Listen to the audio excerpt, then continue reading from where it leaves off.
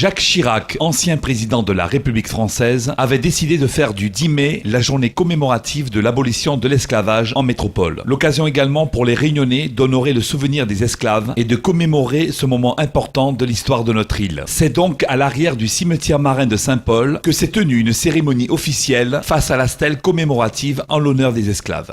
Aujourd'hui, nous commémorons les abolitions de la traite et de l'esclavage. C'est une période sombre de notre histoire. Nous avons aussi en mémoire la vie des anciens esclaves qui ont payé de leur vie pour les valeurs de la liberté, du respect. Et nous souhaitons aujourd'hui, à travers cette commémoration, rappeler les principes de notre République, de liberté, d'égalité et de fraternité. Ce sont des idéaux républicains universels qui sont encore fragiles, puisque même si aujourd'hui, sur notre territoire national, nous n'avons pas de situation d'esclavage, nous avons aussi des situations qui peuvent mettre en péril la liberté et nos valeurs républicaines. Cette situation, nous l'avons rencontrée au mois de janvier sur le territoire national. Il faut que chacun vive en société, dans le respect de l'autre, dans le respect de la liberté et des idéaux de fraternité.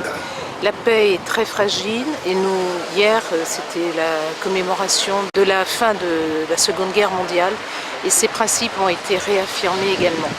Donc au-delà du devoir de mémoire, nous devons aussi rendre hommage à tous ceux qui ont payé de leur vie pour le respect de ces libertés universelles.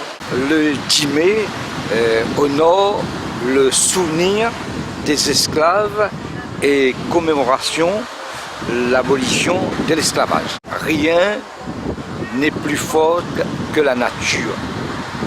L'homme essaye de lutter contre la nature, mais je crois que la nature restera elle-même parce que la nature, c'est une création divine.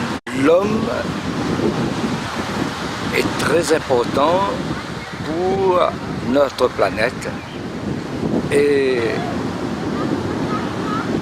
aujourd'hui, plus que jamais, nous ne devons jamais oublier cette date de 10 mai parce que dans le monde que nous vivons actuellement, c'est un monde difficile, compliqué et que le vivre ensemble n'est pas toujours facile.